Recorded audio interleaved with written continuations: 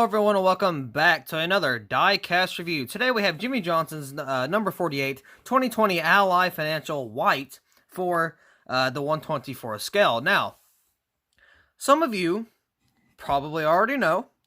Some of you have probably already started to tear up a little bit, which, I mean, I understand that. I would have too if I was a Johnson fan. I like Johnson, but I'm not like a fan of Johnson. So, I mean, I'll root for him, but he's not like my top 5. Especially now, because, he's retired. But we know a little race by the name of Daytona, where he had to basically make or break points for the playoffs.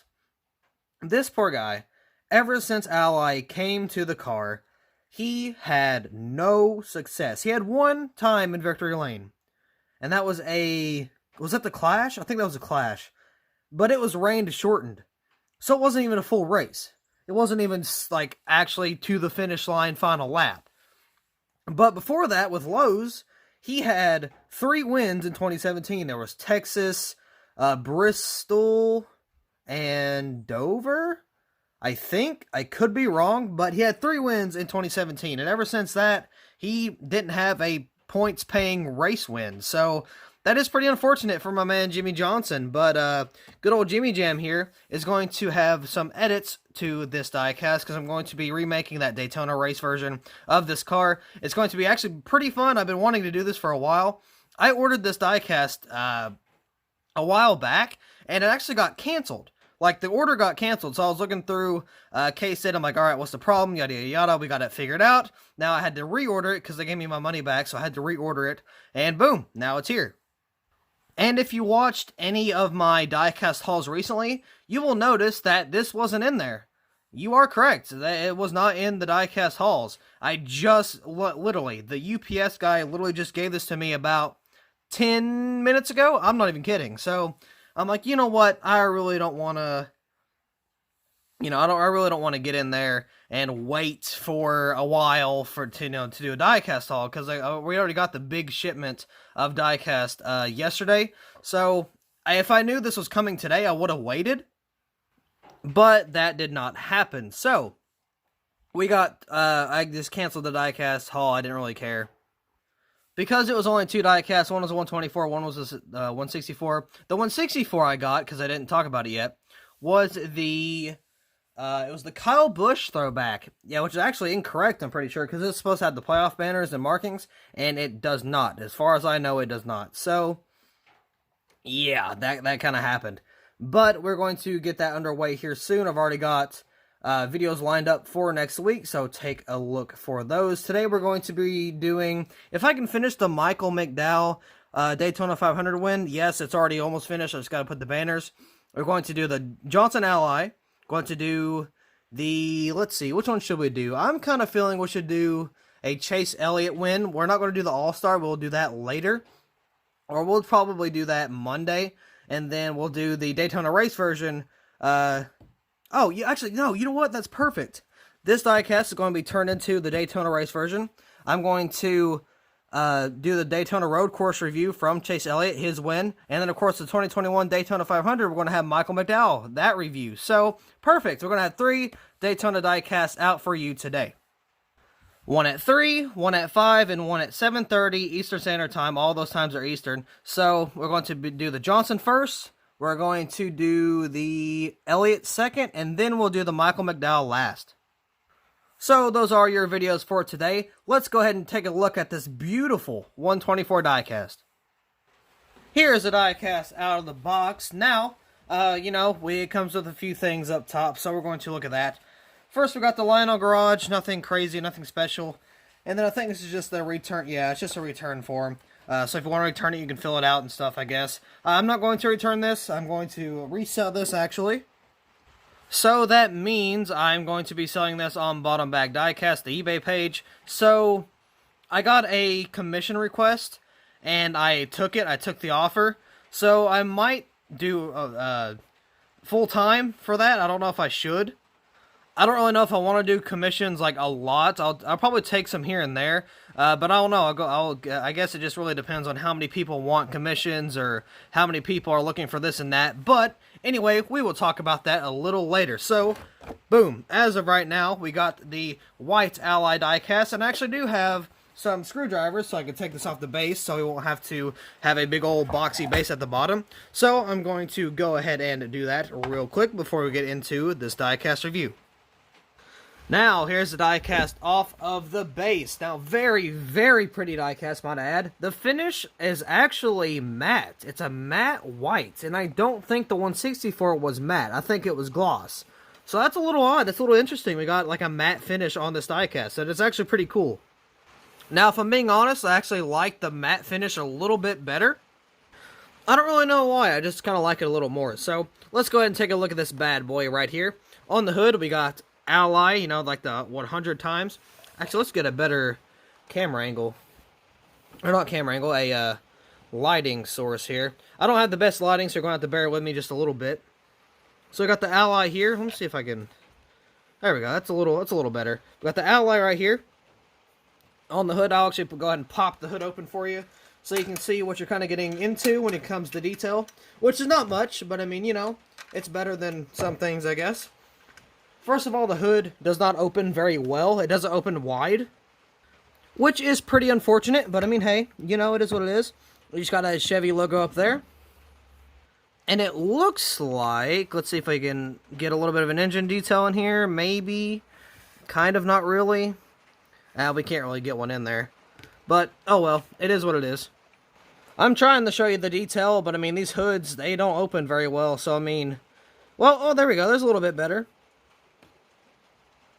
You can kind of see that in there. But that's about it for the detail, not a lot. I mean, we have the roof flaps do deploy, but there is no deck lid because this is an ARC, therefore the trunk or the deck lid does not open. Hold on. Look at the... Are you serious? Look at the door, or the DIN number. It's a door number. The last four, or the last two, is a DIN number. Now, it's not like... Okay, so it's not a door number, but it's pretty close. So, like, here's the... Okay, so the actual door number, it would be 00048. But the fact that this is 48 at the end is still pretty awesome. That's actually pretty cool. I've never had a Diecast 124 that had the two numbers or one or two numbers on the end that kind of matched the door. So I don't think that counts as an actual legit door number, but that's pretty cool either way. So I'm happy with that. I got the back here, and then I just noticed that like on the 164, there is no Camaro ZL1 1LE, so I guess that is correct. It's on the one, or it's not correct, but it's on the 124 and 164, so I guess that's just how it was produced, which, I mean, that sucks, but I mean, you know, it is what it is. But anyway, back to our original program, which was just looking at the roof here. We got the roof cam, we got the Cup Series banner there, I forgot to say that. Got the roof cam here, we got the interior, or not the interior, I was thinking about the interior. So, what I was going to say was I might do interior, like, detail. I might do like a silver roll cage, stuff like that. I don't know if I will, but I might. But I got the 48 up here. Roof flaps to deploy, of course. Got the owl. Oh, wow. That is very... Look at that. That is very off. Yikes. And there's a big chip there. Well, not a big chip, but I can respect that because, you know, it's moving, flopping around. So it's going to have some chips here and there. So I'm not going to complain too much. Got Ally right there. Again, on the roof flaps. Johnson. You got the deck lid right here. Looks like... Is that... That window looks like it's popped out a little bit. That could be just me, but I don't know. But then you got the back here, and you got a short spoiler. Now, this is where I kind of complain a little bit. I don't know why Lionel uses... Well, I know why they'll use the short spoilers. That's just so they can kind of get their, like, inventory out. Because I think they're overloaded with just short spoilers. And they don't really put the tall spoilers on most of the diecast, which kind of sucks. Like, why don't you wait for race wins over time to have that? So I really wish they had the big spoiler, but they don't. I might try to find one somewhere and replace it. Because, again, this is going to be a race version. It's supposed to be, you know, accurate. But I can't have an accurate diecast if we don't have... Oh, sorry. If we don't have the matching spoiler here. That's not how it goes. So that does suck, and that is unfortunate, but I mean, you know, what are you going to do about it? Got the Chevy bow tie, camera, you got the taillights there. Taillights look a little low, I'm not going to lie. Got the 48 Ally once again. You got this kind of little weird pattern. I mean, we've had, let's see, we've had 3 different colors of the scheme. We've had white, black, and silver. Silver being its final ride, of course. So yeah, I mean, it's not a bad paint scheme, but I do like Bowman's a little bit more this year, I'm not even going to lie. But you got the big A right there, Ally, Valvoline, Microsoft, got JJ up there on the name rail. And then on the B post, you have Axalta, Freightliner, Simons, Cincinnati, Hendrick Motorsports down here. You got the little exhaust pipes. Does that even line up? Yeah, it does. Okay, so cool. Got the exhaust pipes right there. Got the 48 right there as well along the side. And then we got a Cup Series banner, a NASCAR race car banner. And, of course, we got the Goodyear logo right here. Posable wheels, that's just kind of the detail for the 124s. Another thing I'm thinking about doing is, like, okay, so say for, I don't know, say for the roof, or not the roof, say for the hood of the Diecast, right? So you remember on the Elites back in the day, they had the, like, the little, like, the brackets, or the braces and the little rubber tethers on the inside. I might bring those back for customs. So I might just have to do that because, like, look at the lack of detail. It's just popped open. There's no brackets, no tethers, no nothing. And I might paint the engine a little bit too because, I mean, there's not a lot of detail. I might add some hoses or try to add some hoses or stuff like that because, like, these detail for the ARC, it's not very good. I mean, we really haven't had any detail in a while. Like, the last time we had good detail was 2017. Because in 2017, they had the Elites with the tethers. They had the Elites with, like, just like a cloth on the roof flap. They had all kinds of, like, hoses and stuff like that. Especially, like, my 2004, I don't know if it's ARC, if it's Elite. I can't remember, but I think it's Elite. But the 2004 Daytona 500 win from Dale Jr., like, back in the day, the detail was insane.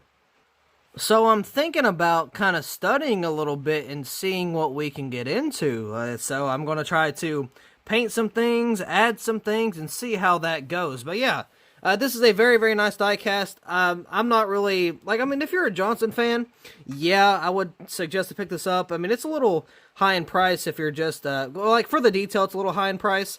But, I mean, at the same time, I'm doing it for a custom, so I kind of had to just go ahead and just spend the money on it. So I don't mind either way, but if you are a Jimmie Johnson fan, this diecast is, you know, pretty good. I mean, it's got the white, and it makes it look really nice, because the white is a little bit different than the black. I don't know which one I really prefer, but I think the black is a little bit better, but at the same time, I don't know, because white, I'm not a fan of white, like, cars in general, or trucks, but, I don't know, just with the mix of the purple, it looks really good to me, and I think they did a pretty good job on this paint scheme in general. But with that being said, that is going to be all for this diecast review. So, thank you all so much for watching. I hope you all enjoyed, and I will see you in the next video. Upside down.